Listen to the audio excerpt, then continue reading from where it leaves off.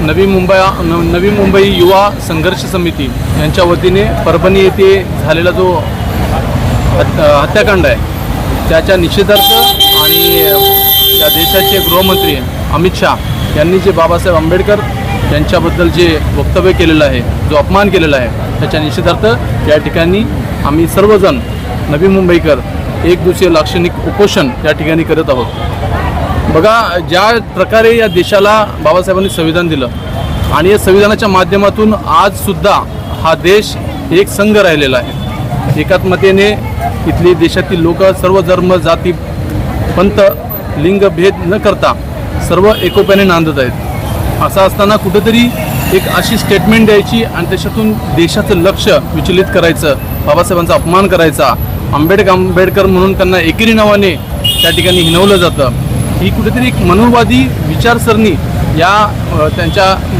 विचारातून दिसून येते।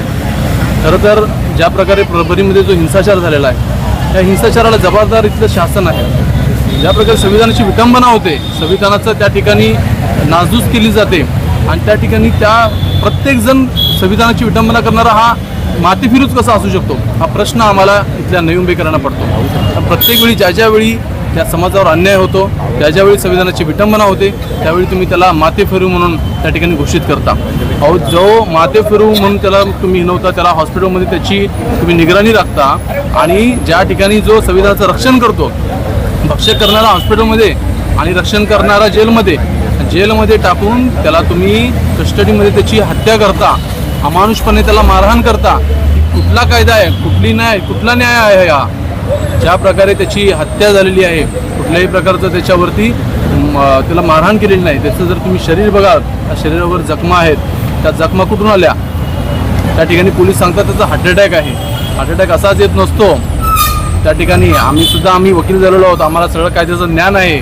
त्या ठिकाणी त्याला अमानुषपणे मारहाण झालेली आहे आणि त्या मारहाणीतून त्याचा मृत्यू झालेला आहे। शॉक ट्रीटमेंट त्याला मिळालेली आहे, त्या शॉकमधून त्याचा मृत्यू झालेला आहे आणि याला संपूर्णपणे या महाराष्ट्राचे गृहमंत्री जबाबदार आहेत, या महाराष्ट्राचं सरकार जबाबदार आहे। त्या संबंधित कुटुंबाला 1 करोड रुपये त्यांना नुकसान भरपाई देण्यात यावी आणि त्यांच्या कुटुंबातील त्याला शासकीय नोकरीमध्ये सामावून घेण्याची आमची ही मागणी आहे। परंतु त्या ठिकाणी माननीय फडणवीस साहेब यांनी या ठिकाणी 10 लाखाची त्यांना नुकसान भरपाई देण्याचे आदेश दिलेले आहेत। हिवाळी अधिवेशनामध्ये हे निषेधार्ह आहे, त्यांचा जीव गेलेला आहे। एखाद्या समाजातील एका भीमसैनिकाचा या समाजासाठी डॉक्टर बाबासाहेब आंबेडकर यांच्या नावासाठी तो शहीद झालेला आहे आणि असे असताना तुम्ही त्या ठिकाणी त्याला 10 लाखाची फक्त नुकसान भरपाई देता, ही लज्जास्पद आहे आणि या समाजासाठी आम्हाला लाजिरवाणी गोष्ट आहे।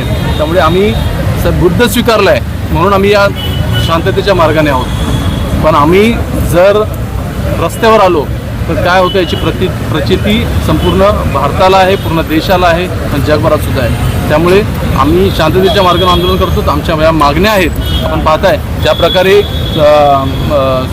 सोमनाथभाऊ सूर्यवंशी यांच्या हत्याकांडामध्ये जे अधिकारी सामील आहेत, जे पोलीस सामील आहेत, त्याच्या प्रत्येकावर कारवाई झाली पाहिजे, प्रत्येक त्या कुटुंबाला न्याय मिळाले पाहिजे आणि त्या ठिकाणी अमित शाह यांनी त्वरित आपल्या पदाचा राजीनामा दिला पाहिजे। जर तुम्हाला आंबेडकर हे नाव एवढं खूपच असेल तर तुम्ही त्या ठिकाणी सरकारमध्ये राहण्याचा सुद्धा तुम्हाला कुठलाही अधिकार नाही। ज्या पदावर तुम्ही बसलेला आहात ते पदसुद्धा तुम्हाला संविधान देतं। त्या पदाची जी भूमिका तुम्ही निभवतात ही संविधानाच्या माध्यमातून तुम्ही भूमिका निभवतात। त्याच्यामुळे त्याच्या मागे आपण बघताय आमच्या या मागण्या आहेत, त्या मागण्या त्वरित या शासनाने मंजूर कराव्यात आणि कठोरात कठोर या सर्व आरोपींवर कायदेशीर कारवाई करून फाशी देण्यात यावी ही नम्र विनंती।